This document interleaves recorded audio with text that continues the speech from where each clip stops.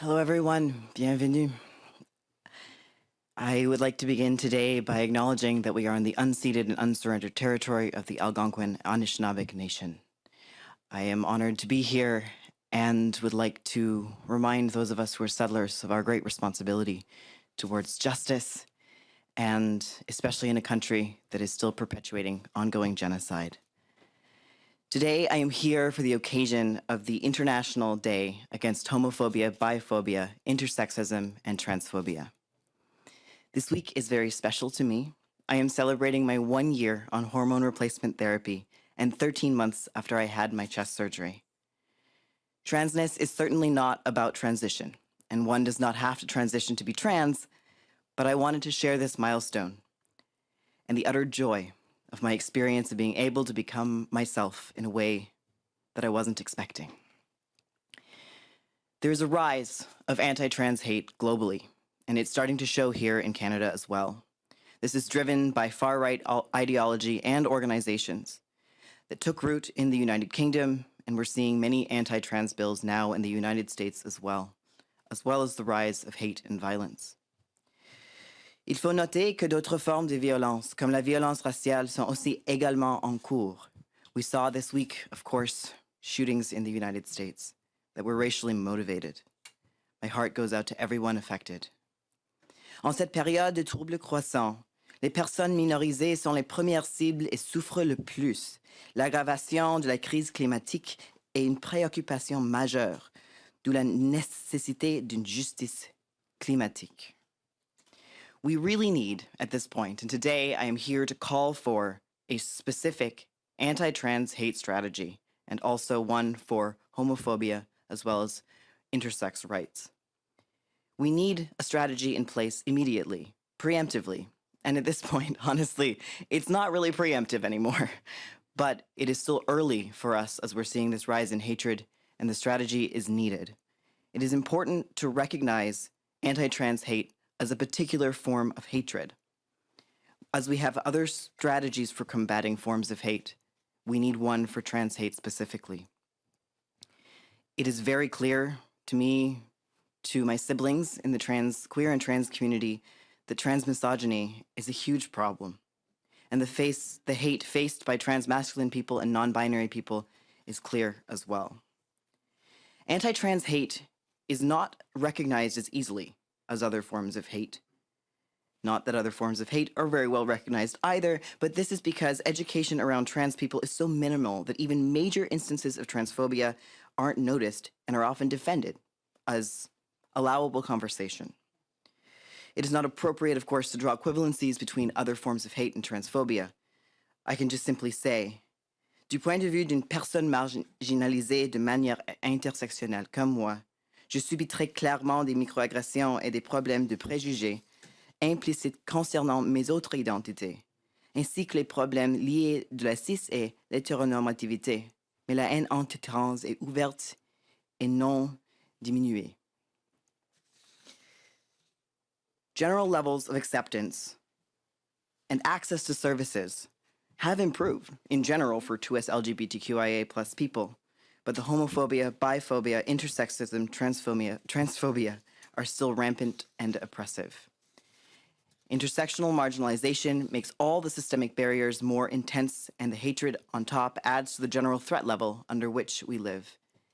And this especially for racialized queer and trans people, for disabled queer and trans people, for people who are underhoused, living in poverty, it is all the more extreme. And we see this reflected in the statistics of how many homeless youth are queer and trans.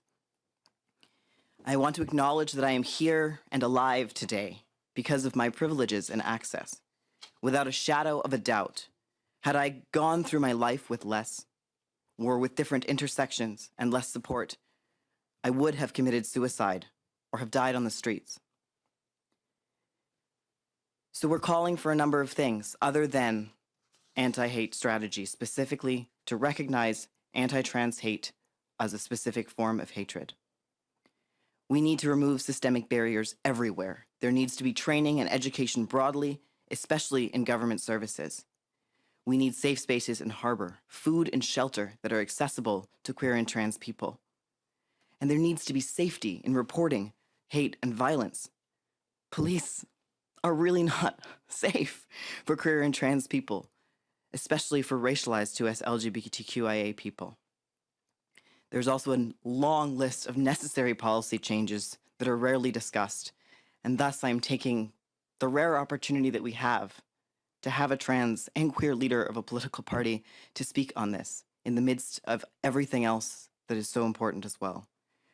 We must end non-consensual intersex surgeries. This is happening to infants and is currently allowed in our criminal code. We need stable funding for trans organizations and queer organizations as well. We need a strategy. I have to say, I'm happy with banned conversion therapy, but we need a strategy. It can't end there. We need to end the practice of it and support survivors. We need better access to healthcare, including universal access to mental health care. We need improvements to immigration, refugee laws, and process so that we're not adding to people's experience of discrimination as they come to this country. And the same, improved citizenship laws. People are getting lost and excluded because they have ties to Canada and cannot claim their citizenship. And we need government oversight for the safety and process for trans and non-binary refugees. Cis heteronormativity is fundamentally a construct of patriarchal, colonial, and white supremacist systems for their own perpetuation. So transformation, ultimately, is the answer. But I want to end today my comments on a note of joy. Being trans and being acknowledged as oneself is amazing. Feeling it into your bones, feeling the transformation from being trapped to being comfortable and free is absolutely beautiful. It is oppressive systems that cause the misery, the deaths that we often hear about. Being trans itself is an incredible experience that I am deeply grateful for. Thank you so much for coming to hear me today. Merci tout le monde. And I'm happy to take questions.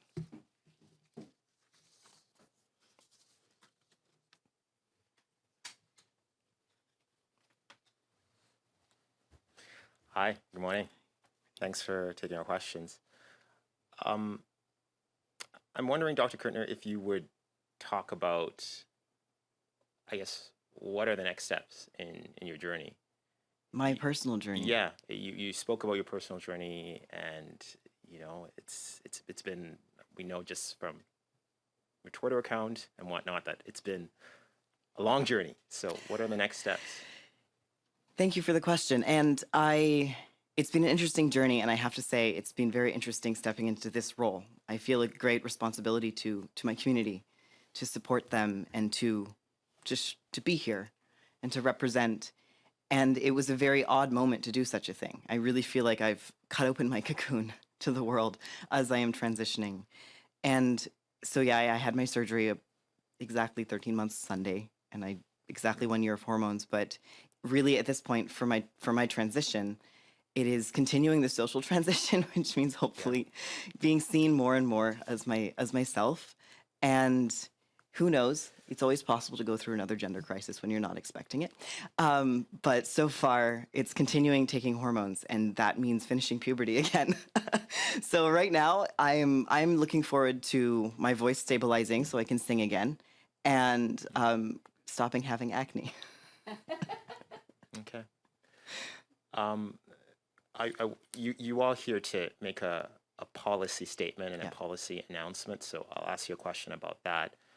How do you think what you're calling for today fits within the government's commitment to develop a strategy for LGBTQ Canadians? I believe I have that right. We saw that in the last budget. You can correct me on that, or someone could correct me, I'm sure.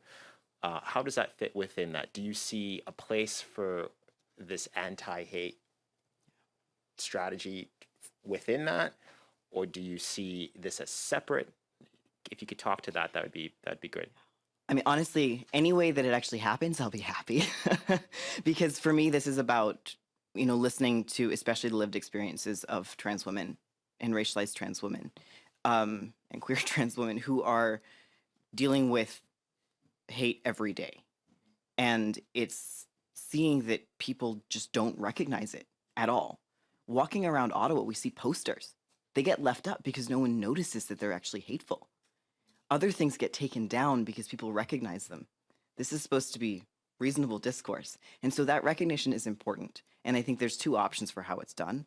One is that it's put in with the other anti-hate strategies there's anti-hate program in general. Very happy for. So this would be recognizing it particularly there as the government and adding it to that, or it can go into part of the broader strategy that they're developing. Either way, there needs to be a direct recognition that anti-trans hate is a specific form of hate. It needs definition and education. You have any more questions, David? You do? Go ahead.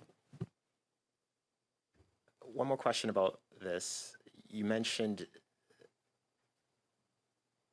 the police and the difficult relationship that the trans community has with the police. So what would you call for? Are you calling for the defunding of the police? Are you calling for reform of the police? What's the position you're taking with this, Dr. Kuttner? Do I have to pick one? Yeah, and I think it's for all 2S LGBTQIA people. And again, anytime intersection, it's worse. But, so often what happens is there's like, why aren't things getting reported? Why aren't we having, why don't you just go to the police about this? Because sometimes I hear it goes to the police and nothing happens, or you're told it's not a problem, or the perpetrator actually gets defended. And this is certainly not unique to anti-queer and anti-trans hatred. So I would say, absolutely, we need reform. But also, yeah, we need to be diverting funding from policing to things that actually support community safety and well-being and all the systemic causes of hate. And in terms of crime itself, we need to be addressing the root causes of crime, not trying to cover up for symptoms in necessarily violent ways. I have some other questions to ask you, unless there's someone on Zoom. Just some news of the day questions. You saw the situation, the racist attack that we saw in Buffalo. What are your thoughts about that? I'll get you to maybe share your thoughts on that. Yeah.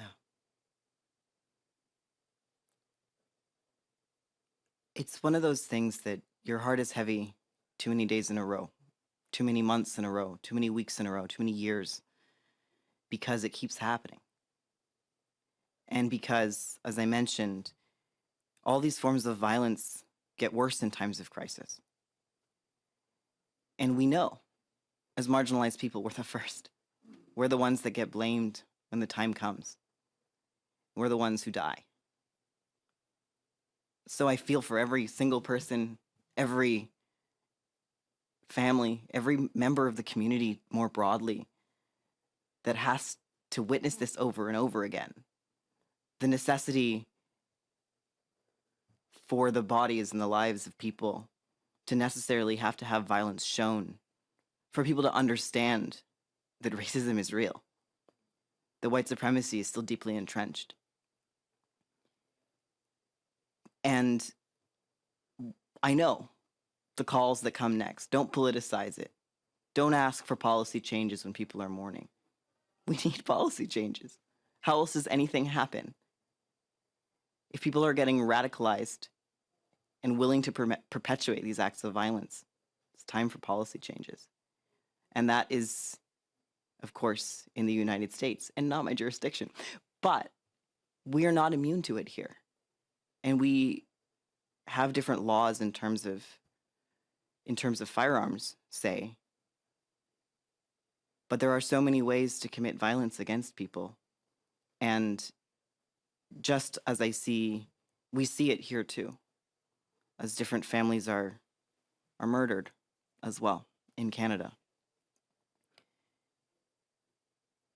So other than just recognizing what everyone goes through every time this happens, let this be the moment that we actually do something about it. That government takes responsibility for hate. And they've started, but to do so quickly. And for us as individuals too. This takes difficult conversations.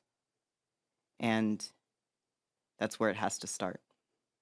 And so I would say to anyone who's denying the existence of these issues in any way, stop for a moment and listen.